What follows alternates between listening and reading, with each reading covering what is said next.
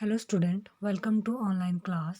Today we will start your chapter number 2nd of history, socialism in Europe and the Russian Revolution.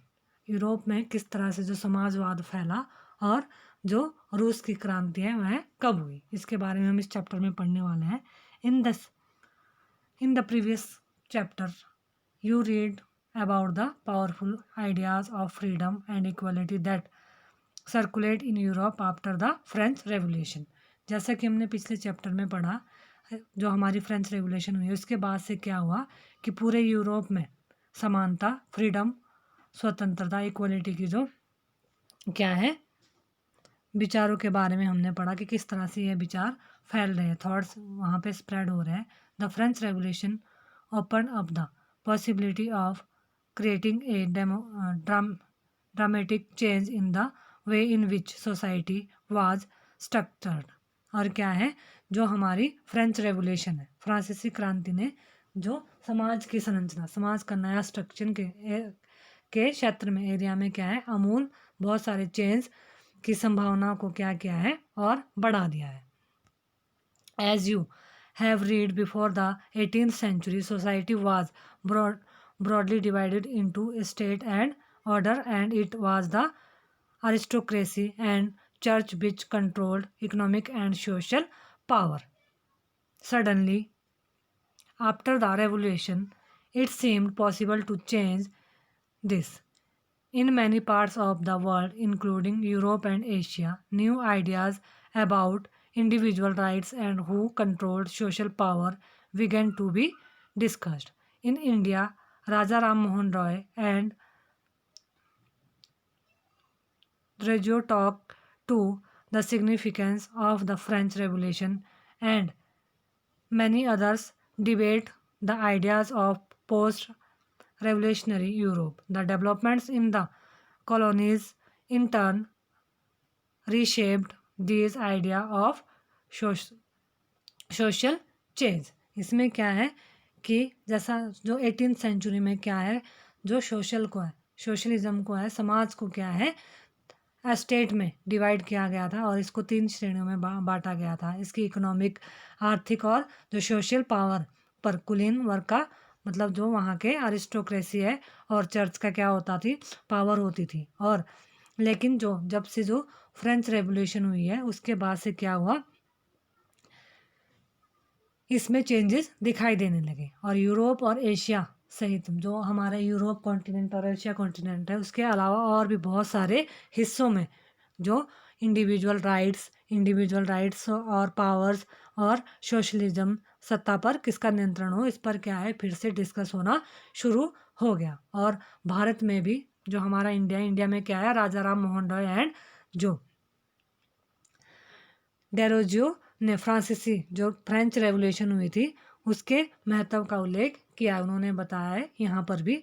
और बहुत सारे लोग क्रांति के पश्चात यूरोप की सिचुएशन के बारे में चल रही जो यूरोप की सिचुएशन उसके बारे में जो डिबेट हो रही है, बहस हो रही है, उसमें कूद पड़े. आगे चलकर जो कॉलोनीज है, उपनिवेश है, उपनिवेशों में घटी घटनाओं ने भी इन सभी विचारों पर क्या है एक नया रूप, इन्होंने इसका एक नया रूप प्रदान कर दिया और यह पूरी तरह से चेंज कर दिया. Not everyone in Europe, however, wanted to a complete transformation of society. Response varied from those who accept that some change was necessary but wished for a gradual shift to those who wanted to restructure restructures society radically. Some were conservatives, others were liberals or radicals. What did these terms really mean in the context of the time? What separated these strands of political and what linked them together? We must remember that these terms do not mean the same things in all contexts or all times. इसके बाद क्या हुआ, लेकिन क्या हुआ, जो Europe में सभी लोग अमूल समाज, मतलब सभी जो लोग हैं वो समाज के चेंजिंग के पक्ष में नहीं थे, मतलब समाज में जो चेंज हो रहा था उसके पक्ष में नहीं थे। कुछ इस पर सवाल इस सवाल पर सबकी मतलब जो सोशल सिस्टम को चेंज करना है, अपनी भावनाओं को, जैसे इंडिविजुअल राइट्स वगैरह है, फ्रीडम को देना है, तो उसके लिए लोगों के जो विचार है, थॉट्स है, वह अलग अलग उनके आइडिया थे। बहुत सारे लोग बदलाव, जो बहुत सारे लोग हैं वह चेंजिंग के पक्ष में थे, और बहुत सारे लोग जो चेंज नहीं चाहते थे, और बहुत सारे लोग ऐसे थे जो क्या है, चेंज तो चाहते थे, लेकिन उनका मानना क्या था कि धीरे धीरे चेंजिंग हो, बदलाव हो। और एक खेमा मानता था कि समाज का अमूल पुनर्गठन, और दूसरी जो ग्रुप है वो मानता था कि जो समाज का क्या रिस्ट्रक्चर, दोबारा से इसको कंस्ट्रक्टेड होना चाहिए। और कुछ रूढ़िवादी थे, रेडिकल्स थे, कंजर्वेटिव थे, और रूढ़िवादी कंजर्वेटिव थे, तो कुछ क्या है जो लिबरल्स है, और परिवर्तनवादी रेडिकल थे जो समाधानों के पक्ष में थे। और उस समय के संदर्भ में इन शब्दों का क्या मतलब है, और पॉलिटिकल जो हमारी पॉलिटिकल धारणाएं हैं, पॉलिटिकल जो हमारी धारणाएं हैं वह क्या है, इनके बारे में और फ़र्क थे, और कौन कौन सी बातें थी जो इसमें एक समान थी। यहाँ हमें ध्यान रखना चाहिए कि इन शब्दों का अर्थ जो हम हर काल और परिवेश में एक ही नहीं होता। जो हमारे रेडिकल है, लिबरल है, वह अलग अलग टाइम में इनकी जो मीनिंग है वो भी क्या हो जाता है, फ्रीडम है, चेंज होता रहता है। We will look briefly at some of the important political traditions of the 19th century and see how they influenced change. Then we will focus on the historical event in which there was an attempt at a radical transformation of society through the revolution in Russia. Socialism became one of the most significant and powerful ideas to shape society in the 20th century। और इस chapter में हम 19th century के कुछ जो importance political जो tradition है, हमारी राजनीतिक परंपराओं के बारे में हम इसमें स्टडी करेंगे। और इसमें हम देखेंगे कि उन्होंने जो इन्फ्लुएंस्ड है चेंज के बारे में, परिवर्तन के बारे में के संदर्भ में किस प्रकार का अपना इन्फ्लुएंस डाला है, प्रभाव डाला है। और इसके बाद एक ऐसा ऐतिहासिक घटना, इसके बारे में एक ऐसी घटना के हिस्टोरिकल इवेंट के बारे में पढ़ेंगे जिसमें समाज के रेडिकल का ट्रांसफॉर्मेशन ऑफ सोसाइटी में किया गया है। और रूस में क्रांति हुई है, फलस्वरूप जो समाज 20वीं सदी का स्वरूप तय करने वाले सबसे महत्वपूर्ण और पावरफुल विचारों की श्रृंखला का हिस्सा बन गया है। अब हमारा इसमें फर्स्ट पॉइंट है हमारा लिबरल्स, रेडिकल्स एंड कंजर्वेटिव, मतलब उदारवादी, रेडिकल्स और रूढ़िवादी कौन थे। लिबरल्स होता है उदारवाद, ठीक है। रेडिकल्स है हमारे रेडिकल जो रूढ़िवादी, कंजर्वेटिव होता है रूढ़िवादी। One of the group which looked to change society were the liberals. Liberals wanted a nation which tolerate all religion. We should remember that at this time European states usually discriminated favor of one religion or another. Britain favored the Church of England, Austria and Spain favored the Catholic Church. Liberals also opposed the uncontrolled power of dynastic rules. They wanted to safeguard the rights of individuals against government. They argued for a representative elected parliamentary government subject to laws interpreted by a well-trained judiciary that was independent of rulers and officials. However, they were not democrats. They did not believe in universal adult franchise, that is the right of every citizen to vote. The felt men of property mainly should have the vote. They also did not want wanted the vote for women. जैसा कि जो liberal समाज है हमारा, समाज परिवर्तन के समर्थकों में एक जो लिबरल ग्रुप है वह क्या था, समूह था। और लिबरल ऐसा राष्ट्र चाहते थे, जो लिबरल ग्रुप्स के लोग थे वह एक ऐसा समाज चाहते थे, राष्ट्र चाहते थे जिसमें क्या है, जो सारे धर्म है, सभी धर्मों को एक समान वहाँ पे रिलीजन को एक जैसी जगह मिले। और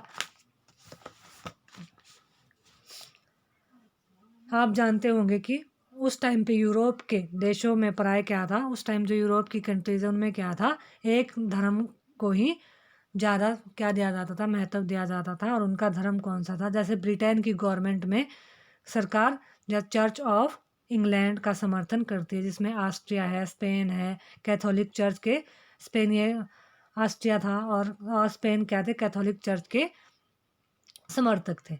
और उदारवादी जो लिबरल समूह है वह वंश आधारित शासकों को अनियंत्रित, मतलब जो हमारी बर्थ के अकॉर्डिंग एम्परर दिया जाता है, जैसे जो राजा का बेटा है वही आगे राजा बनेगा, इस प्रकार के शासन का क्या करते थे, वह विरोध करते थे। वह ऐसा शासन नहीं चाहते थे, वह चाहते थे कि इस तरह का जो हमारे यहाँ एडमिनिस्ट्रेशन हो, गवर्नमेंट हो, जहाँ पे लोग क्या है वोट, जहाँ पर क्या हो सरकार रक्षा के पक्ष, जो गवर्नमेंट है वह जो इंडिविजुअल्स राइट्स है, अधिकार है लोगों के, उनकी वहाँ पे सुरक्षा की जाए और हनन करने या उन्हें छीनने का अधिकार किसी को नहीं दिया जाए। और यह समूह जो प्रतिनिधित्व पर आधारित एक ऐसी निर्वाचित इलेक्टेड गवर्नमेंट के पक्ष में था, जो शासकों और अफसरों के प्रभाव से, मतलब जो शासक और अफसर उनके प्रभाव से मुक्त हो और उसकी न्यायपालिका, अपनी एक न्यायपालिका द्वारा स्थापित किए गए कानूनों के अनुसार शासन कार्य चलाए। पर यह समूह लोकतंत्र डेमोक्रेटिक, यह जो समूह है क्रेटिक भी नहीं था। यह लोग मतलब राइट टू वोट को भी नहीं मानते थे कि सभी को वोट देने का अधिकार है। उनका मानना यह था कि वोट का अधिकार केवल वह मानते थे कि वोट जो वही लोग देंगे जिनके पास प्रॉपर्टी है, जिनके पास प्रॉपर्टी नहीं है वह वोट नहीं डाल सकते, और वुमेन्स को भी वोट का अधिकार नहीं होना चाहिए।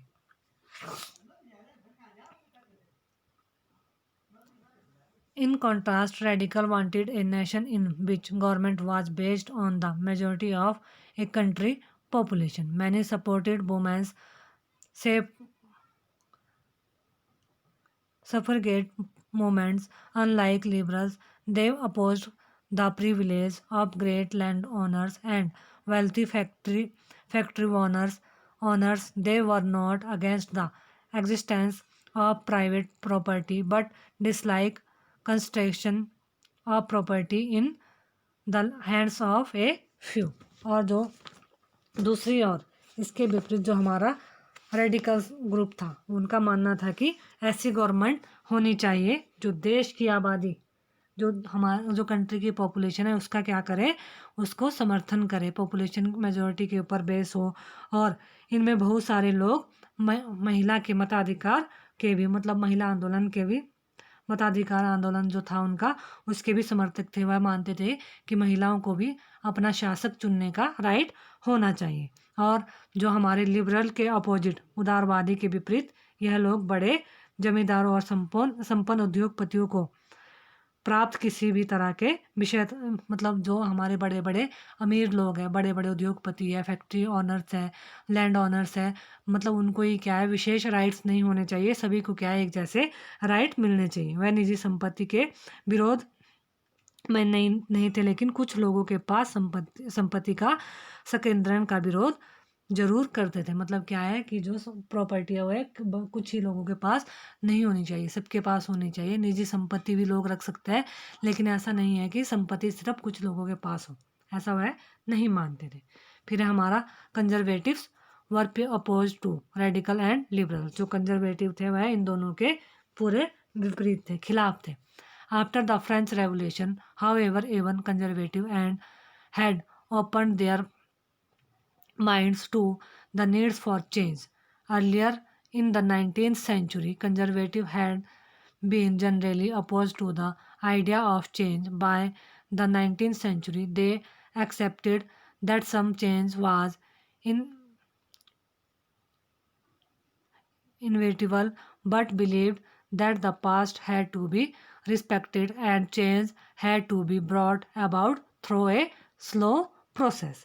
जो हमारे कंजर्वेटिव थे, रूढ़िवादी थे, वह इन दोनों के बिल्कुल अपोजिट थे। लेकिन वह जो हमारी फ्रेंच रेवोल्यूशन के बाद तो रूढ़िवादी भी बदलाव की ज़रूरत को स्वीकार, मतलब जो फ्रेंच रेवोल्यूशन हुई उसके बाद जो हमारा कंजर्वेटिव ग्रुप्स था वह भी क्या है, चेंजिंग की भावना को कि सोशल में चेंज होना चाहिए। लेकिन उनका मानना था कि चेंज तो होना चाहिए लेकिन स्लोली स्लोली होना चाहिए। हमें जो हमारे अतीत है, हिस्ट्री है, उसको नहीं भूलना चाहिए, उसकी भी रिस्पेक्ट करनी चाहिए और पूरी तरह से उसे हमें नेगलेक्ट नहीं करना चाहिए। और चेंज का जो प्रोसेस है वह धीरे धीरे होना चाहिए।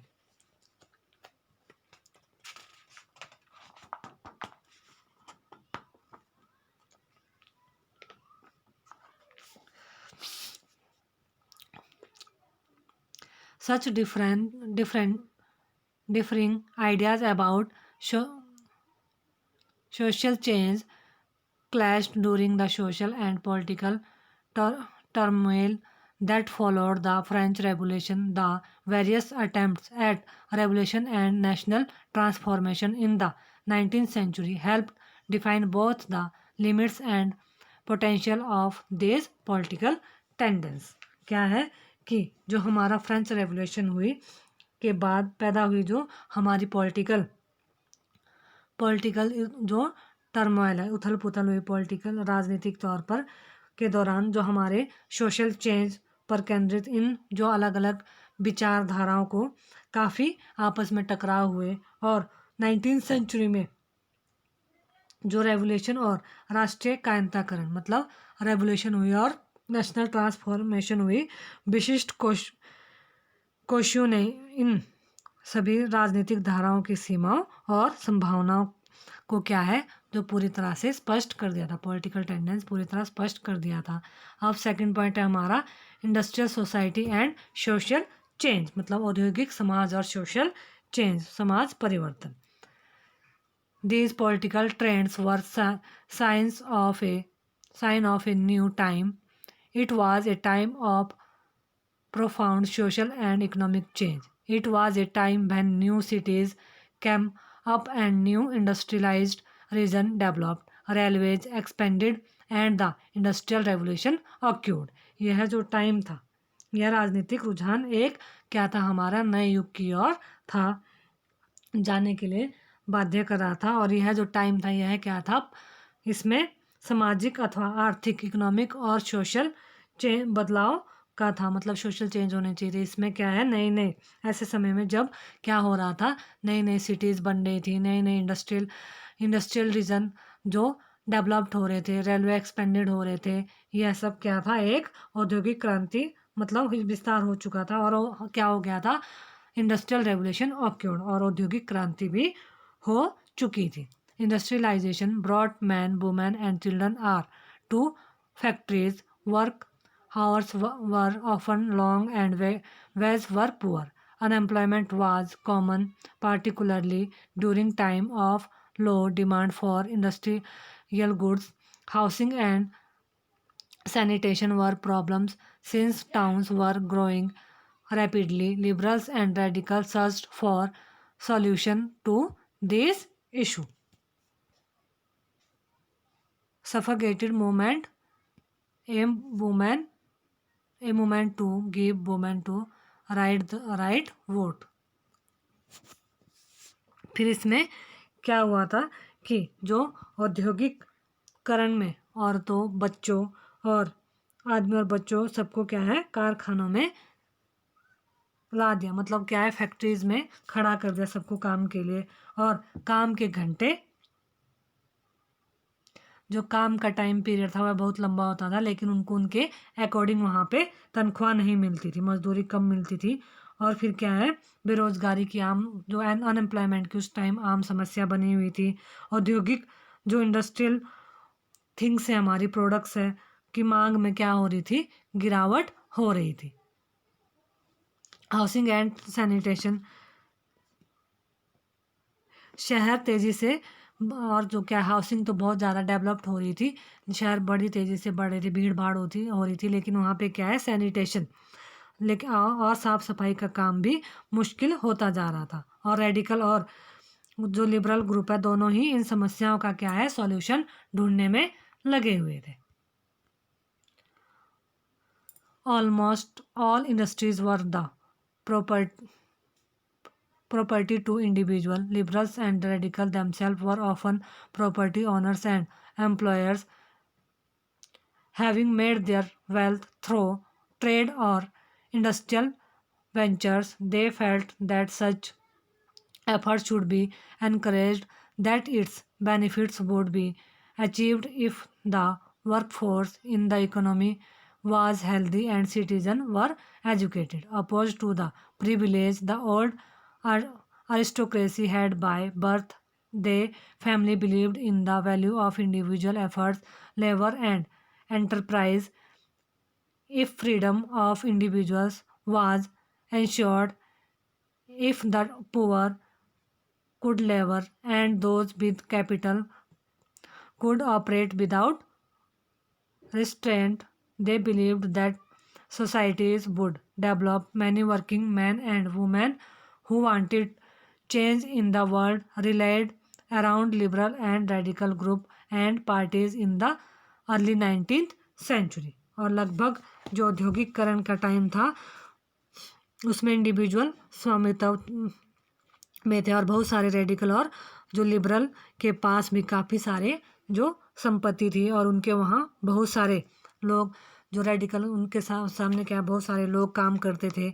उन्हें व्यापार और औद्योगिक व्यवसायों के जरिए उन्हें धन दौलत कम इकट्ठा की थी, इसलिए वह चाहते थे कि इस तरह के प्रयासों को ज़्यादा से ज़्यादा जो रेडिकल और लिबरल है कि इंडस्ट्रियलाइजेशन को जैसे जैसे प्रयास करें इसको और ज़्यादा स्प्रेड किया जाए, फैलाया जाए और अपनी इनकम और ज़्यादा अधिक बढ़ाई जाए। उन्हें लगता था कि अगर मजदूर स्वस्थ और नागरिक पढ़े लिखे हो तो इस व्यवस्था का क्या है अगर भरपूर लाभ लिया जा सकता है और जन्मजात लोग मिलने वाले विशेषाधिकारियों के विरुद्ध थे। व्यक्तिगत प्रयास और श्रम में उद्यमशीलता का गहरा विश्वास था। उनकी मान्यता थी कि मतलब उनका क्या था कि जो लोग अपने प्रयास करते हैं श्रम करते हैं उनका उस पर बहुत ज़्यादा बिलीव करते थे कि इससे हमारी अर्निंग बहुत अच्छी हो सकती थी। और रोज़गार के गरीबों को उन्होंने रोज़गार के मौके दिए ताकि समाज क्या है तरक्की कर सकता है। इसी कारण जो 19th सेंचुरी के शुरुआती दौर में क्या हुआ समाज में चेंजिंग के इच्छुक बहुत सारे कामकाजी स्त्री पुरुष उदारवाद और रेडिकल समूहों व पार्टियों के इर्द गिर्द गोल मतलब उनके आसपास ही रहने लग गए थे।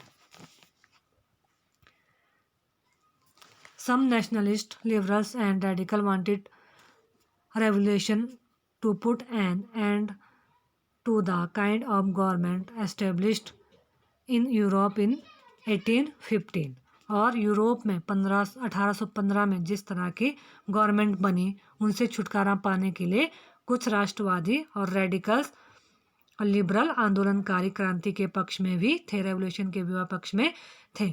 In France, Italy, Germany and Russia they became revolutionaries and worked to overthrow existing monarchs. और क्या है nationalist talked to of revolution that would create nations where all citizens would have equal right. After 1815, Giuseppe Mazzini in Italian nationalist conspired with others to achieve this in Italy. Nationalists elsewhere, including India, read his writing. और फिर क्या हुआ जो France, Italy, Germany और रूस जैसे ऐसे लोग क्या है रेवोल्यूशनरी हो गए, क्रांतिकारी हो गए और राजाओं के तख्ता पलट का प्रयास मतलब राजाओं के शासन को गिराने का प्रयास करने लगे। और राष्ट्रवादी जो कार्यकर्ता रेवोल्यूशन के जरिए क्रांति के जरिए क्या है नेशन की स्थापना करना चाहते थे जिनमें सभी नागरिकों को क्या है एक जैसा राइट दिया जाएगा। और 1815 के बाद इटली के राष्ट्रवादी जो जिस्पी मैजनी है ने यह लक्ष्य प्राप्त करने के लिए अपने समर्थकों को एक साथ के साथ मिलकर राजा के खिलाफ क्या है साजिश की थी और भारत सहित दुनिया भर में राष्ट्रवाद उनकी रचनाओं को पढ़ते हैं। मतलब जो जिस भी मैगजीन है उनकी जो रचनाएं हैं, जो किस तरह उन्होंने राष्ट्रवाद फैलाया था, उनकी रचनाओं को पूरे भारत सहित और भी बहुत सारे वर्ल्ड के कंट्रीज उनकी इन सभी घटनाओं को पढ़ते हैं।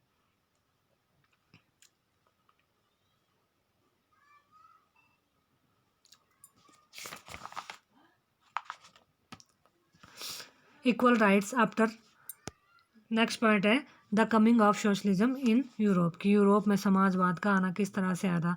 Perhaps one of the most far reaching vision of how society should be structured was socialism. By the mid 19th century in Europe, socialism was well known body of ideas that attract widespread attention. क्या हुआ था, समाज का पुनर्गठन संभवतः सबसे दूरगामी दृष्टि प्रदान करने वाली जो हमारी विचारधारा है समाजवाद ही थी।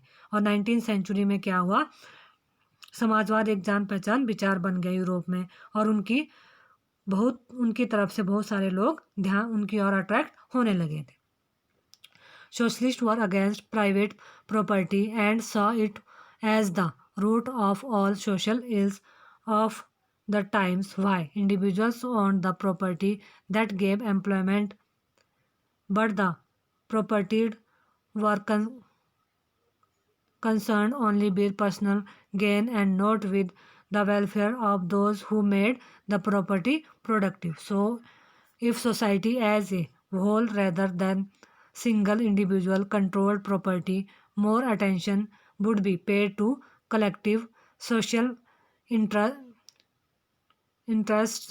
Socialists wanted this change and campaigning for it. और क्या है, समाज में निजी संपत्ति का क्या है विरोधी थे बहुत सारे, और वह संपत्ति पर निजी संपत्ति जो हमारा क्या है किसी इंडिविजुअल पर्सन का संपत्ति पर अधिकार के विरोधी थे, सही नहीं मानते थे। जो उनका कहना था कि समाजवादियों का कि संपत्ति के निजी स्वामित्व की व्यवस्था की सारी समस्या जो हमारा संपत्ति है, जो मनी है या प्रॉपर्टी है, वह अगर किसी एक के हाथ में चली जाए तो इससे सोशलिज्म को बढ़ावा नहीं मिल सकता। वह इन सब समस्याओं का कोई है, इसको ही समस्याओं को प्रॉपर्टी निजी जो हमारी ऑन इंडिविजुअल जो प्रॉपर्टी थी उसको समस्या मानते थे, प्रॉब्लम्स मानते थे। और उनका तर्क था कि बहुत सारे लोगों के पास संपत्ति तो है जिससे दूसरों को रोजगार भी मिलता है, लेकिन समस्या यह है कि संपत्तिधारी व्यक्ति सिर्फ जो लैंड ओनर्स है वह क्या है अपने फ़ायदे के लिए लोगों को जॉब वगैरह देते हैं, तो वह इसमें चेंज करना चाहते थे। इस तरह समाजवादी इस तरह के बदलाव चाहते थे, और उनके लिए उन्होंने बड़े पैमाने पर क्या है अपने मूवमेंट वगैरह चलवाए थे, कैंपेनिंग की। How could a society without property operate, what would be the base of socialist society. अब क्या है, कोई समाज संपत्ति के बिना कैसे चल सकता है और समाजवादी समाज का क्या आधार होगा। Socialist has different visions of the future, जो सोशलिस्ट है समाजवादियों के पास भविष्य की एक बिल्कुल अलग दृष्टि थी, भिन्न दृष्टि थी। Some believed in the idea of cooperatives. Robert Owen 1771 to 1858, a leading English manufacturer sought to build a cooperative community called New Harmony in Indian USA. Other socialists felt the cooperative could not be built on a wide scale only through individual initiative. They demand that governments encourage cooperatives. In France, for instance, Louis Blanc 1813 to 1882 wanted to government to encourage cooperative and replace capitalist enterprises. These cooperatives were to be association of people who produced goods together and divided the profit according to the work done by members. और उन्होंने क्या है cooperative यानी समूह उद्यम के विचारों का क्या है समाज में दिलचस्पी थी। और इंग्लैंड के जाने माने जो उद्योगपति थे, लैंड ओनर्स थे, मैन्युफैक्चरर्स थे, वह रॉबर्ट ओवन 1871 से 1858 ने इंडियन अमेरिकन का नया समन्वय हार्मोनी के नाम से एक नए तरह के समुदाय का क्या किया, रचना का प्रयास किया। और कुछ समाजवादी मानते थे कि केवल व्यक्तिगत पहलकदमी से बहुत बड़े सामूहिक खेत नहीं बनाए जा सकते। मानते थे कि एक व्यक्तिगत से बहुत बड़ा लैंड ओनर्स खड़ा नहीं किया जाता, वह कि सरकार अपनी तरफ से सामूहिक खेती को बढ़ावा, वह चाहते थे कि गवर्नमेंट है वह अपनी ओर से खेती को बढ़ावा दे। फॉर एग्जाम्पल के लिए फ्रांस में लुई ब्लॉन्क ने चाहते थे कि गवर्नमेंट पूंजीवादी उद्यमों की जगह क्या है, जो गवर्नमेंट है वह जो इंडिविजुअल इंडस्ट्री की जगह क्या है, कोऑपरेटिव एसोसिएशन को क्या है अपना बढ़ावा दे। और कोऑपरेटिव ऐसे लोगों के समूह थे जो मिलकर चीज़ें बनाते थे और मुनाफे को प्रत्येक जो उनका प्रॉफिट होता था उसे क्या है सब में प्रत्येक मेंबर में वह डिवाइड किया जाता था। Karl Marx 1888, 1830, 1818 and 1883 and Friedrich Engels 1822, 1895 added other ideas to this body of arguments। और कार्ल मार्क्स और उन्होंने क्या किया, इस दिशा में कई नए जो अपने आर्ग्यूमेंट्स पेश किए। Marks argued that industrial society was capitalist. उनका कार्ल मार्क्स का विचार था कि औद्योगिक समाज पूंजीवाद समाज है। Capitalist want the capital invest in factories and the profit of capitalist was produced by workers. The condition of workers could not improve as long as this profit was accumulated by private capitalists. Workers had to or other through capitalism and the rule of private property. Marx believed that to free themselves from capitalist exploitation, workers had to construct a radically socialist society where all property was socially controlled. This would be a communist society. He was convinced that workers would triumph in their conflict with capitalists. A communist society was the natural society of the future। जो Karl Marx थे वह क्या है, उनका मानना था कि फैक्ट्रियों में लगी जो पूंजियाँ पूंजीपतियों का स्वामित्व और पूंजीपतियों का मुनाफा मजदूरों की मेहनत से, मतलब पूंजीपति जो होता है हमारे कैपिटलिस्ट जो होता है उनकी पूंजी लगती है जो लगाता है वह अपने मुनाफे के लिए लगाता है, और जो उसमें मजदूर वर्ग है काम करता है वह उसका जो मुनाफा मिलता है वह कौन उठाता है, जो हमारे कैपिटलिस्ट है वह इसके खिलाफ थे। उनका कहना था कि मजदूर वर्ग की स्थिति बहुत कम है। और कार्ल मार्क्स क्या है, जो पूंजीवादी व निजी संपत्ति का आधारशिला को क्या है उखाड़ फेंकना चाहते थे। उनका विश्वास था कि खुद ही पूंजीवाद शोषण से मुक्त कराने के लिए खुद को मजदूरों को क्या है मानते थे कि जो वर्कर्स हैं वह एक साथ इकट्ठे हो जाएंगे, मूवमेंट करेंगे और वह जो कैपिटलिस्ट को है वह पूरे इससे दूर कर देंगे। और वैसी सोसाइटी कम्युनिस्ट समाज का उन्होंने भविष्य में नियंत्रण और स्वामित्व इसमें कि क्या है सभी का सामाजिक तौर पर सभी व्यक्ति का नियंत्रण रहेगा। और उन्होंने जो फ्यूचर के लिए इस समाज को साम्यवादी कम्युनिस्ट समाज का नाम दिया। मार्क्स का विश्वास था कि पूंजीपतियों के साथ होने वाला संघर्ष ही जीत, तथा जो इनके साथ स्ट्रगल हो रहा है उसमें जीत किसकी होगी, हमारे वर्कर्स की होगी। और फिर किसका शासन होगा, हमारे इसमें कम्युनिस्ट पार्टी का जो शासन होगा जिसमें सभी लोगों को एक जैसे राइट्स मिलेंगे, सभी का स्वामित्व होगा संपत्ति के ऊपर। ठीक है, अब है हमारा सपोर्ट फॉर सोशलिज्म, मतलब समाजवाद के लिए समर्थन। By the 1870 socialist idea spread through Europe. 1870 में क्या है जो सोशलिस्ट है समाजवाद का आइडिया पूरे यूरोप में फैल गया था। To coordinate their effort socialist formed in international body namely the second international. और क्या है अपने प्रयासों में समन्वय लाने के लिए जो समाजवादियों ने द्वितीय इंटरनेशनल के नाम से इसे अंतर्राष्ट्रीय संस्था भी बना ली थी। Workers in England and Germany began forming association to fight for better living and working condition. They set up found to help member in time of distress and demanded a reduction of working hours and the right to vote. इसमें क्या हुआ, England और Germany के जो मजदूर हैं, workers हैं, उन्होंने सुधार लाने के लिए अपना संगठन बनाना शुरू कर दिया था और संकट के टाइम अपने सदस्यों को मदद पहुंचाने के लिए इन संगठनों के कोष स्थापित ने अपने अपने क्या है कोष स्थापित किए और काम के घंटों में कमी तथा मताधिकार के लिए आवाज़ उठाना इन्होंने क्या है, अब ये मूवमेंट करना इन्होंने शुरू कर दिया था। In Germany, these associations worked closely with the Social Democratic Party (SPD) and helped it win parliamentary seats. By 1905, socialists and trade unionists formed a Liberal Party in Britain and a Socialist Party in France. और क्या हुआ कि Germany में social democratic party के साथ इन संगठनों के काफ़ी जो गहरे रिश्ते थे और संसदीय चुनाव में वह पार्टी की मदद भी करते थे। 1905 में क्या हुआ, ब्रिटेन के समाजवादियों और ट्रेड यूनियन आंदोलनकारियों ने लेबर पार्टी के नाम से अपनी एक अलग पार्टी वहाँ पे बना ली थी।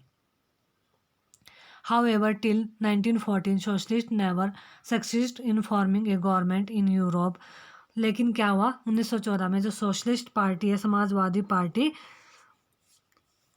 कहीं भी सरकार बनाने में वह मतलब उन्हें कहीं अपनी गवर्नमेंट एस्टेब्लिश नहीं कर पाई थी। वह represented by strong figures in parliamentary politics, their idea did shape legislation but government continue to be run by conservative, liberal and radical. उसमें क्या हुआ, नहीं बना पाई और जो संसदीय राजनीति में उनके प्रतिनिधि बड़ी संख्या में जीतते रहे। उन्होंने कानून बनाने में भी अहम भूमिका निभाई, मगर सरकारों में रूढ़िवादी और उदारवादी जो गवर्नमेंट बनाने में अभी भी जो हमारे लिबरल, कंजर्वेटिव और रेडिकल है, इनका ही क्या था, दबदबा बना रहा। उन्होंने ही अपनी गवर्नमेंट जो यहाँ पर बना दी थी। अब हमारा नेक्स्ट जो टॉपिक है वो है रशियन रेवोल्यूशन। इसको हम नेक्स्ट वीडियो में पढ़ेंगे।